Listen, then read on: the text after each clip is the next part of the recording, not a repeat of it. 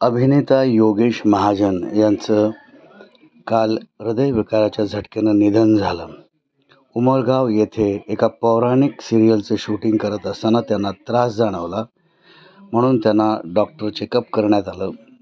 तेव्हा ते बरे होते, म्हणून ते पुन्हा आपल्या हॉटेलवर आले आणि दुसऱ्या दिवशी शूटिंगसाठी म्हणजेच आज जाणार होते सकाळी. पण ते सकाळी वेळेत आल्यामुळे त्यांना उठवण्यात आलं, दरवाजा ठोठावण्यात आला, तर दरवाजा उघडला नाही. मग दरवाजा तोडला गेला आणि त्यांना मृत अवस्थेत पाहिलं गेलं. तर योगेश महाजन यांनी अनेक मराठी चित्रपट, भोजपुरी चित्रपट आणि पौराणिक हिंदी सिरियल्समध्ये तो काम करायचा. त्याच्या मागे त्याचा एक लहान मुलगा आहे आणि तो खरं तर एक फौजी होता. आपल्या मिलिटरीतून तो कलाक्षेत्राकडे वळला आणि अनेक मालिकांमध्ये त्याने काम केलं.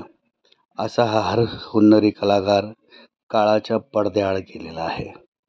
त्याच्या आत्म्यास शांती लाभो आणि त्याच्या घरच्यांना एक बळ मिळो हीच ईश्वरचरणी प्रार्थना.